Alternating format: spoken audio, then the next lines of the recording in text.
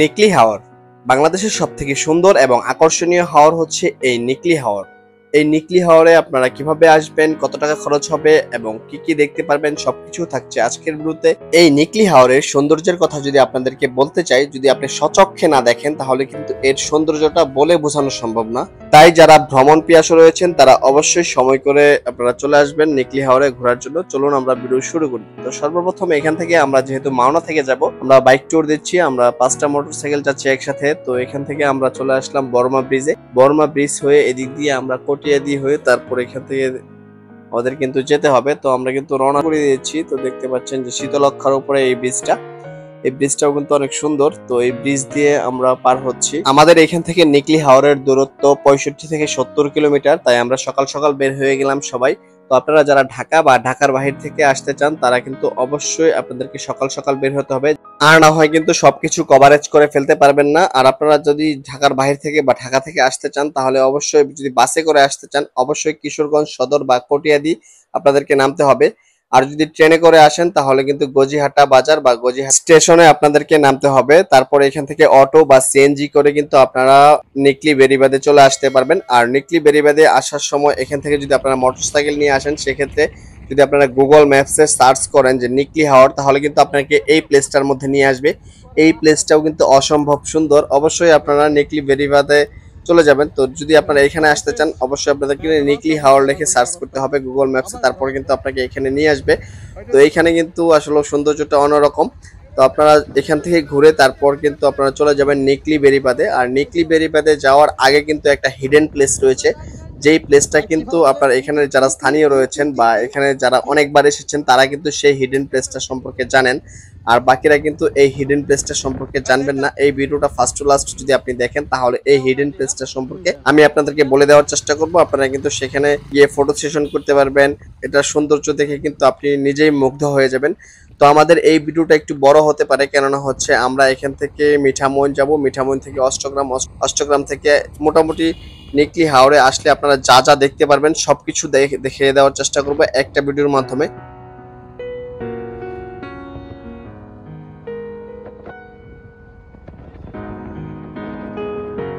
তো অলরেডি আমরা নিকলি বেরিবাদের কাছাকাছি চলে আসছি। তো এখানে যেহেতু আমাদের গ্রুপ মেম্বাররা আরো 2-1 জন আগে থেকে এসে পৌঁছেছে, দেখেন এখানে কিন্তু তারা দাঁড়িয়ে আছে আমাদের জন্য। তো আমরা কিন্তু এখন যাব। তো হিডেন প্লেসটা আপনাদেরকে ভিডিওর মাঝখানে আমি বলে দেবো হিডেন প্লেসটা কোথায়, তো সেটা কিন্তু আপনারা দেখে আসতে পারেন। তো আমরা এখান থেকে চলে যাব সরাসরি নিকলি বেরিবাদে। নিকলি বেরিবাদে যাওয়ার পরে সেখান থেকে আমাদেরকে নৌকা রিজার্ভ করতে হবে, যেহেতু আমাদের 5টা মোটরসাইকেল, তো মোটরসাইকেলটা নিয়ে কিন্তু যেতে হবে। তো এখানের সৌন্দর্য দেখতে দেখতে আমরা কখন যে নিকলি বেরিবাদে চলে আসলাম সেটাই বুঝতে পারিনি। তো দেখেন সারি সারিবদ্ধভাবে নৌকা কিন্তু দাঁড়ানো ছিল। এই নৌকাগুলোই কিন্তু আমাদেরকে মূলত রিজার্ভ করতে হবে। আর আপনি যদি সিঙ্গেলি আসেন তাহলে কিন্তু এখান থেকে লোকালিও যেতে পারবেন। তো এখানে ছোট বড় মাঝারি সব ধরনের নৌকাই কিন্তু পেয়ে যাবেন। তো অবশেষে আমরা একটা নৌকা রিজার্ভ করে নিলাম। এখানে আমাদের মোটরসাইকেল ছিল 5টা, আরো কিন্তু 2টা মোটরসাইকেল আমরা আমাদের সাথে অ্যাড করে নিয়েছি। তো এখানে আমাদের এখন মোটরসাইকেল গুলো ওঠানোর পালা। তো এখন আমরা মোটরসাইকেল গুলো ওঠাবো, ওঠানোর পর আমাদের কিন্তু যাত্রা শুরু হয়ে যাবে। তো মোটরসাইকেল গুলো ওঠানো একটু রিস্কি হলেও, তো আমরা যেহেতু আরো আগে এসেছি সেই কারণে কিন্তু আমাদের এরকম রিস্কি মনে হয়নি।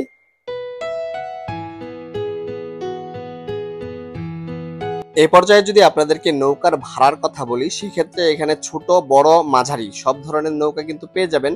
তো এখানে আমরা যেই নৌকাটা ভাড়া করেছি সেটা মোটামুটি বড়। এই নৌকাটা আমরা 2500 টাকা দিয়ে ভাড়া করেছি। আমরা জাস্ট এখান থেকে মিঠামইন যাব, মিঠামইন থেকে আবার আমাদেরকে এখানে এনে নামিয়ে দেবে। তারপর এখান থেকে আমরা মিঠামইন যাওয়ার পর মিঠামইন কিন্তু আমরা আমাদের বাইক নিয়ে ঘুরবো। আর আপনারা যদি বাইক নিয়ে না আসেন সেক্ষেত্রে কিন্তু সেখানে অনেক টাইপের গাড়ি পেয়ে যাবেন। অটো রয়েছে, লেগুনা রয়েছে, চাঁদের গাড়ি রয়েছে। তো আপনাদের চাহিদা মতো আপনারা একটা রিজার্ভ করে নেবেন। নিকলি বেরিবাদে আসলে আপনারা এই যে কাকাকে পেয়ে যাবেন বা এই ভাইকে পেয়ে যাবেন। ওনাদের নাম্বার আমি স্ক্রিনে দিয়ে দিব, আপনারা ওনাদের সাথে কথা বলতে পারেন। কথা বলে আপনারা নৌকা ভাড়া করতে পারবেন। তো এই যে দেখেন, এই যে চেহারাগুলো চিনে রাখেন।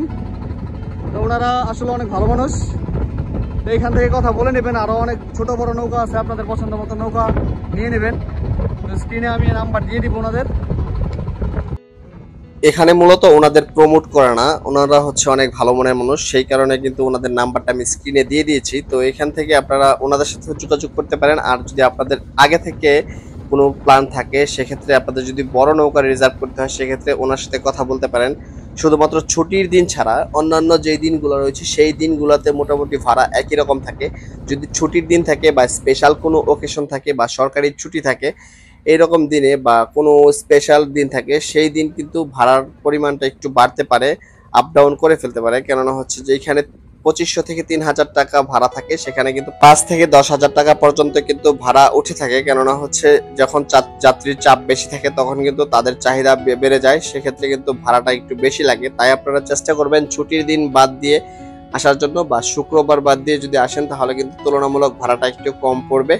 তো আমরা কিন্তু হাওরে ঘুরতে ঘুরতে দেখতে পাচ্ছেন এখানে কিন্তু দুইটা নৌকা কিন্তু রেস দেওয়া শুরু করে দিয়েছে। তো এরকম দেখতে কিন্তু ভালোই লাগতেছিল। আমাদের নৌকার সাথে আরেকটা নৌকা পাল্লা দিয়ে আসতেছিল, কিন্তু আমাদের নৌকার সাথে পারতেছিল না। তো আমরা কিন্তু মোটামুটি ছাতির চরের কাছাকাছি চলে আসছি। এই প্লেসটাতে আপনারা যখন ঘুরতে আসবেন নিকলি হাওরে, তখন কিন্তু এখানে আপনারা যাওয়ার সময় যখন ব্যাক করবেন আবার, তখন কিন্তু এখানে আপনারা এসে গোসল করে নেবেন। তো যাওয়ার সময় কেউ নামবেন না, কেননা যাওয়ার সময় যদি আপনি এখানে সময় ব্যয় করে ফেলেন তাহলে কিন্তু অষ্টগ্রাম, মিঠামুন, ইটনা এগুলো কিন্তু দেখতে পারবেন না। তো একটা দিনে যদি কভারেজ করতে চান তো অবশ্যই আপনারা যখন ব্যাক করবেন তখন এখানে নেমে কিন্তু আপনারা গোসল করে নিতে পারবেন। তো অবশ্যই আপনারা হাওরের সৌন্দর্যটা দেখতে থাকেন, আমাদের ভিডিওটা কন্টিনিউ করতে থাকেন। তো এখানে কিন্তু নতুন করে সেনানিবাস করা হয়েছে বা সেনা ক্যাম্প করা হয়েছে। এখানে কিন্তু অনেক বড় একটা এরিয়া নিয়ে কিন্তু সেনাবাহিনীর ক্যাম্প করা হয়েছে। এখানে আমি যখন ভিডিও করতেছিলাম তখন কিন্তু আমি জানতাম না যে তাদের এগুলো ভিডিও করা নিষেধ। তো আমি ভিডিও করে ফেলার পর কিন্তু মাঝি চাচা যিনি ছিলেন তিনি কিন্তু বলতেছিলেন যে বাবা এগুলো ভিডিও করা নিষেধ, এগুলো ভিডিও করো না। তারপরে কিন্তু আমি ভিডিও করে ফেলেছিলাম আমি না জেনে। তো আপনারা কেউ তাদের সামনে কিন্তু ভিডিও করবেন না, ভিডিও করলে কিন্তু প্রবলেম হতে পারে। অলমোস্ট আমরা কিন্তু মিঠামনের কাছাকাছি চলে আসছি। তো এখন আমাদের এগুলো ঘাটে ভিড়ানো হবে নৌকাটাকে, তারপর কিন্তু আমরা বাইকগুলো আস্তে আস্তে করে নৌকা থেকে নামাবো। তো বাইকগুলো যখন নামাই তখন কিন্তু আমার ভয় লাগতেছিল। তো আপনারা দেখতেই থাকেন ভিডিওটা, অবশ্যই আপনারাও মজা পাবেন। মিঠামইনের এই ঘাটটাকে মিঠামইন লঞ্চ ঘাট বা তায়েবুদ্দিন লঞ্চ ঘাট নামেও কিন্তু অনেকে চিনে থাকেন।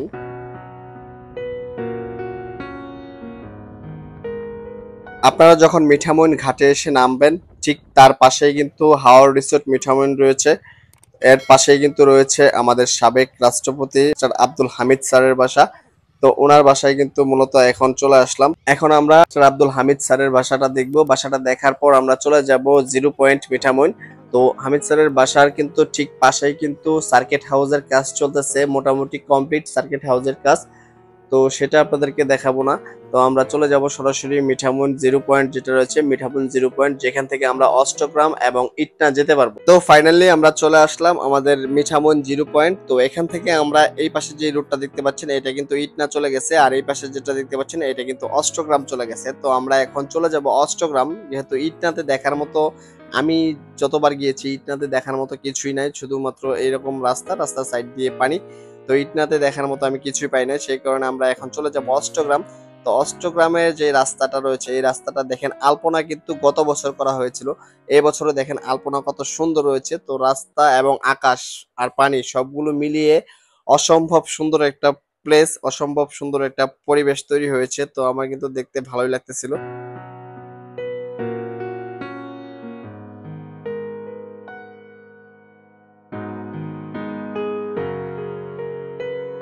আমরা মূলত এখানে দাঁড়িয়েছিলাম কিছু ফটো এবং কিছু ভিডিও শুট করার জন্য। তো এখানে আমরা ভিডিও শুট করার পর আমরা কিন্তু আবার চলে যাব। তো এখন কিন্তু আকাশে প্রচুর পরিমাণে মেঘ রয়েছে, সেই মেঘের কারণে কিন্তু ভয় পাচ্ছিলাম, কেননা হচ্ছে সাথে ফোনও ছিল, সাথে কোনো কিছু ছিল না যে বৃষ্টি আসলে যে আমাদের ফোনগুলো সেভ করবো সেই রকম কিন্তু কোনো পরিবেশ পরিস্থিতি ছিল না।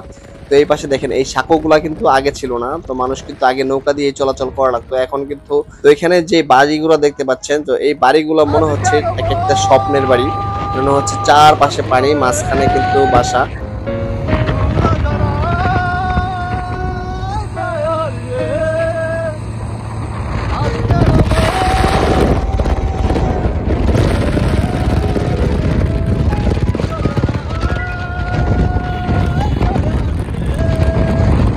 ঠিক এতক্ষণ এই ভয়টাই পাচ্ছিলাম। তো দেখেন অলরেডি কিন্তু আকাশে প্রচুর পরিমাণ মেঘ, বৃষ্টি কিন্তু চলে আসছে। এই পাশে বৃষ্টি, এই পাশে বৃষ্টি নাই।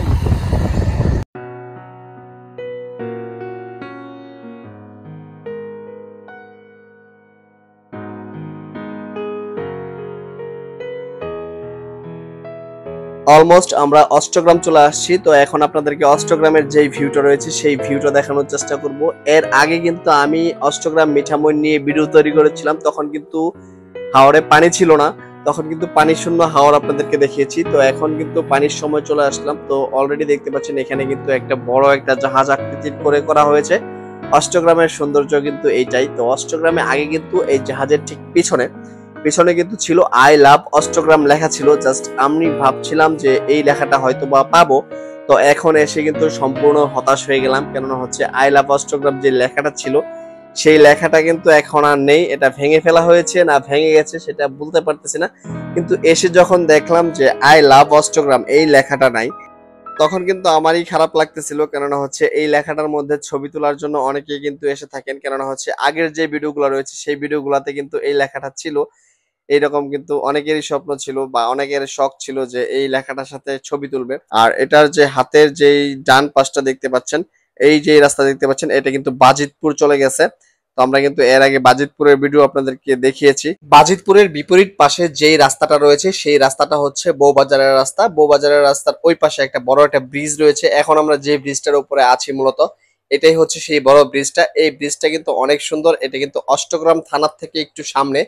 তো আপনারা যদি অষ্টগ্রাম আসেন তাহলে অবশ্যই এই ব্রিজটা দেখে যাবেন। তো আমরা এখন চলে যাব আবার মিঠামইন, যেহেতু আমাদের নৌকাটা 4টা পর্যন্ত আমরা ভাড়া করেছি। 4টার সময় কিন্তু আমাদের ঘাট থেকে উঠতে হবে। তো যেতে যেতে অনেকগুলো বাড়ি ঘর চোখে পড়লো। তো এখানে দেখতে পাচ্ছেন যে একদম গুচ্ছ গ্রামের মতো একসাথে কিন্তু অনেকগুলো বাড়ি ঘর। কেননা হচ্ছে এখানে বর্ষার মধ্যে যদি উঁচু না থাকে তাহলে কিন্তু ঘরের ভিতরে পানি উঠবে। সেই কারণে কিন্তু মানুষ এখানে একতাবদ্ধভাবে বসবাস করে। তো এখানে দেখেন যে এক এক জায়গায় উঁচু উঁচু জায়গায় অনেকগুলো বাড়িঘর একসাথে। নিকলি, মিঠামইন, ইটনা, অষ্টগ্রাম এই 4টা প্লেসের জায়গার মানুষের জীবনযাত্রার মান ততটা উন্নত নয়। কেননা হচ্ছে এদের বছরের অর্ধেকটা সময় থাকা লাগে পানিবন্দী, আর অর্ধেকটা সময় তাদের নৌকা চালিয়ে এবং মাছ ধরে জীবিকা অর্জন করতে হয়, আর অর্ধেকটা সময় তারা কিন্তু এখান থেকে কৃষিকাজ করে জীবিকা নির্বাহ করে থাকে। সেই কারণে তাদের জীবনযাত্রার মান কিন্তু ততটা উন্নত নয়। তো এখানকার যে রাস্তাগুলো রয়েছে এই রাস্তাগুলোর জন্যই মূলত হচ্ছে এটা পর্যটকদের জন্য আরো বেশি বড় আকর্ষণ। আর এই রাস্তার মধ্যে যে আলপনাগুলো করা হয়েছিল এই আলপনাগুলো কিন্তু পর্যটকদের আরো বড় ধরনের একটা আকর্ষণ। কেননা হচ্ছে এই আলপনা দেখলে যে কারো ভালো লাগবে। তো আমরা অলরেডি কাছাকাছি চলে আসছি মিঠামইনের জিরো পয়েন্টে। তো এখন আমরা যেহেতু দুপুরে খাওয়া দাওয়া করিনি, তো আমাদেরকে কিন্তু খাওয়া দাওয়াটাও করতে হবে। তো এখন আমরা যাব মূলত ঘাটে। ঘাটের কাছে অনেকগুলো রেস্টুরেন্ট রয়েছে, সেগুলো থেকে দেখে একটা থেকে কিন্তু আমরা খাওয়া দাওয়া করে নেব। আরেকটা কথা বলে দেই আপনাদেরকে, এই রেস্টুরেন্টগুলোতে আপনারা এই হাওরের যে টাটকা মাছগুলো রয়েছে সেই টাটকা মাছগুলো কিন্তু পেয়ে যাবেন। তো অবশ্যই আপনারা মাছগুলোকে মিস করবেন না, মাছ খেয়ে যাবেন। তো মাংস তো সবসময় খেতেই পারবেন, কিন্তু হাওরের এই টাটকা মাছগুলো কিন্তু এই হাওরে এসে খেলে কিন্তু আপনি অনেক মজা পাবেন।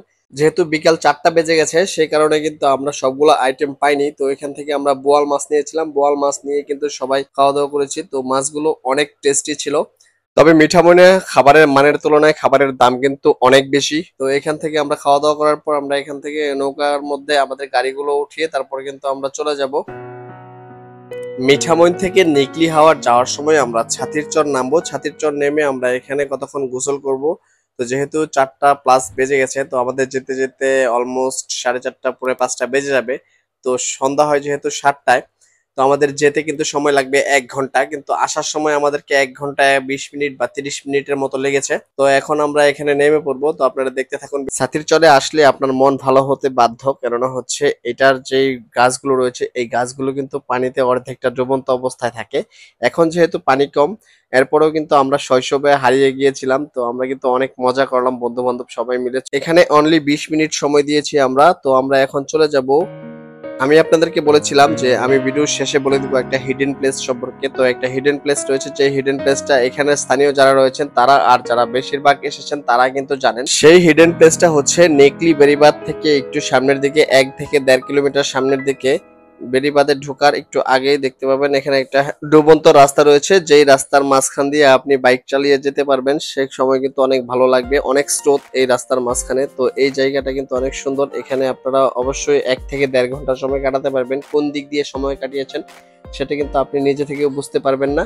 নিকলি ভ্রমণে যদি কারো কোনো গাইডলাইনের প্রয়োজন হয় বা কারো কোনো হেল্পের প্রয়োজন হয় তাহলে আমার সাথে যোগাযোগ করতে পারেন। আমি আমার যথাসাধ্য চেষ্টা করব আপনাদেরকে হেল্প করার জন্য। তো আমাদের নিকলি ভ্রমণ পর্ব এই পর্যন্তই। তো নেক্সট ভিডিও আসার আগ পর্যন্ত সবাই ভালো থাকবেন সেই কামনা করে আজকের মতো এখানে বিদায় নিচ্ছি। আল্লাহ হাফেজ।